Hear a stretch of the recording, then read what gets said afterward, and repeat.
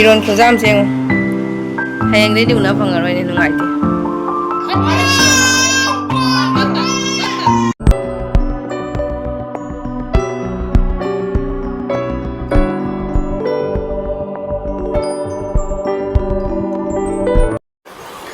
Han raktada myam boy kokno na kromjari myam ngasidi inaw nupi ai magi Elisha Thongba recipe hapjarake Elisha se marum su yam sathina change bako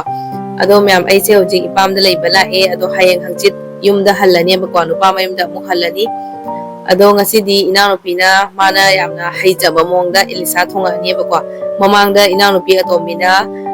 thaibong thonggi adugi recipe da su ai hapkhibani yam sathina hawkhe bako haumana myam dugi thaibong thongba di okpho okna gi de bako yam satina haumani na ado ngasi na mu inaw nupi yai mana Elisha thonga ani ado myam Elisha thongba se yam satina munna tawrdi hawtabane bako adum khara khara machu olak bai duga thangda biba ngasi se yanam ga alu ga torga thongdoi ni khamen se midi haparoi bako khamen se mi yawda bida oina thonga ge khanaw sloi nungai na tre bako aduna Maya makai mapadi morok chaba ngamde aduna magi ahanbada morok yaudaba khaido ani aduga akonbada akoigi morok hapchandoine ado mayam ngasidi ai Elisha Thongba se chaba gidi hapcharaktre adum thongba loiraga akoi mayam adum harau harauna adum chaminare bako ado nongalaga mu akoi baina ai se yumda handore haina chicken thongba pijaiye adugisu hapcharake mayam asigi video siga adum mayam ngasidi pukning se yam sathina nungsira iye kay maina haidoino khangde myamda adum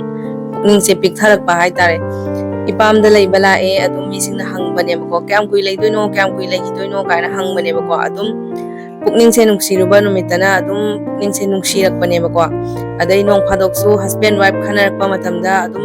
nem chakro kain tan bane bako adu iduga mu wakhan se piktharak bane aigi asengba yum sibu karamba oira zatno nupa mayum china aigi asengba yumla natraga aigi ipam duna aigi asengba yumla kaina tum khalakpa ka yaw bane bako sini myam nupi oibi mapok se tondi yam tole pukning su yam sathina nungsira e myam ngasigi numit se sidi ai khakki wari nate bako nupi ayamba adum khalam gane myam adum pukning nungsiba numita adum khan bane bako aigi yum sibu karamba oira zatno kaina ko khanba tardi myam makhada comment da haibiramo ai khaktara natraga mayam so adum khanbra asmaina adum phawbra kaina ko feeling se adumai thum phawbra kaina ado myam nga hapchan gare hojik aduga thum sidi akhoi mama no ina hape bako loiramdai gi se mama no ina loishalle ado ngasigi hinjang se yam sathina haw gare inaw nupi ai mana thongba se ado hapti hapak dressing video se adum nga thongba loiraga akhoi papa mama ichinaw myam ma toroga smai adum chamina gre hojik akhoi bagi ne khaidoi se papa di morok chaba ngamde aduduna papa gi morok yaudaba khaido e aduga akhoi morok masinga asuba hapchalle aduga morok machu morok to powder do adu do khara hapchalle aduga marai muna otle aduga brong brong sawalaga ko smainum chaminare mayam hawdo manbra haibiramo the next day mayam parcel khara lai bako da fruit anga mam le lise papai su lai papai mobile cover do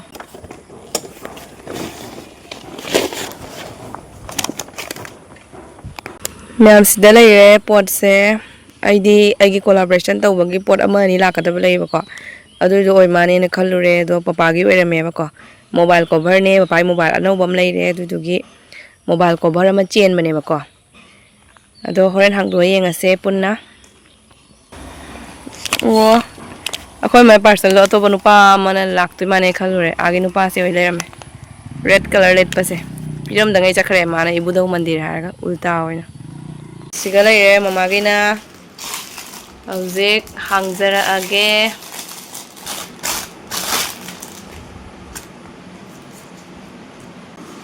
yam sathina phajare sambun ni pura aduga maning nas mana chapna bagi tidi aina farsa ani phajayam sidana mobile cover laire apana lo kaya ai ba Vivo mobile se kaya ba Vivo V50e hybrid kaina aduma haibani Vivo V50e gi cover mobile cover phajai ne Fazay ba dana? Pura aseng mo man ka. Fazay ni pura aseng mo mal. Pura aseng mo mal fazay ba yan? Macha powder kamay tay ba? Powder. Naman tay bro, mamay da mo tay ro. Macha. Mishodagi ma'am आइना butter paper chain की बने बको दुकान दा फंगदना को मिशोदगी ओइना chain की बने अदु ओइना यौरए ma'am संदा ताबगी view से याम साथीना फजद्रेंगो इंग लाउद्रा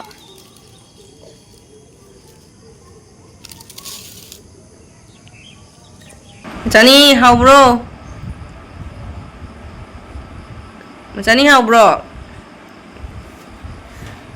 Em vẫn thấy nè. Xin người chào vẫn chỉnh rồi. Tháo tôi ai đi đây mà tháo ta về. Hát tô. Mà thân thật kèm được. Học rồi. Sang đấy cho họ rồi có thế nào? Ý xin người chưa? Sang đấy cho họ rồi có thế nào? Giao đi. Giao tập ra cho ai được.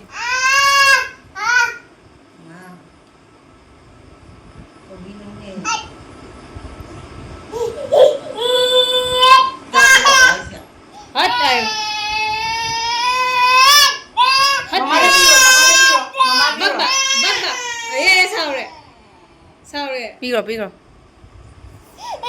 Kanana daw iba?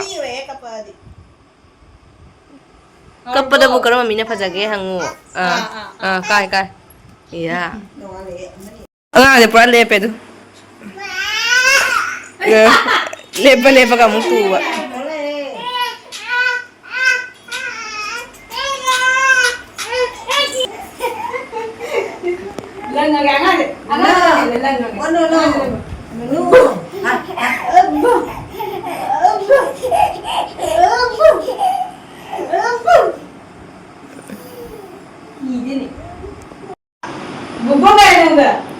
Mamo kamay ko ba? Hayengdi ma'am yumda chatrobanina ngasidi phiron thukchan ba haurage inaw nupi ka adani aina leise aduna adum ibani yenaraga leibanina ko phiron do mafam do thamam leitadana chair da dum khara tham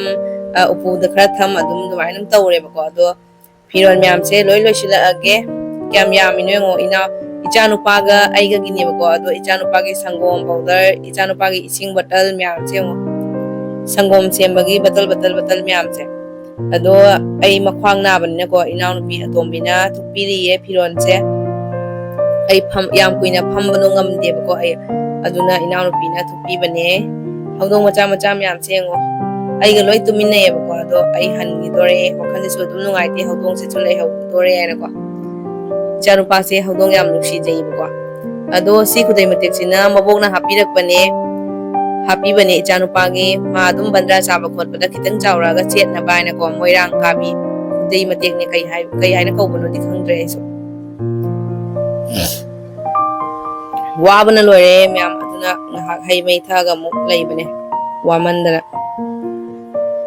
ado myam ngasidi akhoi bai la iye bai na chicken pure e ado ngasidi phajana thongdara age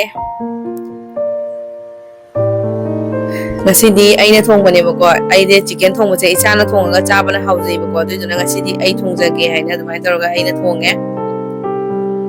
chanam che kanam charoi bako ai thandagine aidi chicken thongba chanam mapuma ma hapa se yam haujai bako aduna myam ngasidi aina ahai bamongda yamna hawadaba mongda thongjare aduga morok sidi kona hapani papa morok sabaya dabanina haudo manbre ngo myam athuse adum video se khara matek ti ka sema bane myam na adum yeng bada boring chu dana ba adum khara nungai na bagi ai na ko haw bada manbra yeng myam asidi yam patak law na thonga bane ba ko mahi ka ya hondre asman kang na tawra cha ban hawe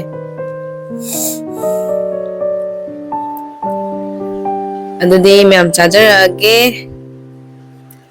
khara lawzare aigi sman tawraga aidi chicken gi makhong do yam haujai ba ko matum chaning de ba ko maru na chaning e ba chicken thong ba maru cha ban hawe ba ꯃꯈꯣꯡꯒꯨꯝꯕ ꯑꯗꯨꯝꯕ ꯆꯥꯕꯅ ꯍꯥꯎꯋꯦꯕ ꯑꯗꯨꯗꯤ ꯃꯌꯥꯝ ꯉꯁꯤꯒꯤꯗꯤ ꯀꯥꯏꯅꯔꯁꯦ ꯃꯊꯪꯗ ꯅꯨꯡꯉꯥꯏ ꯅꯨꯡꯉꯥꯏꯕ ꯄꯨꯗꯨꯅ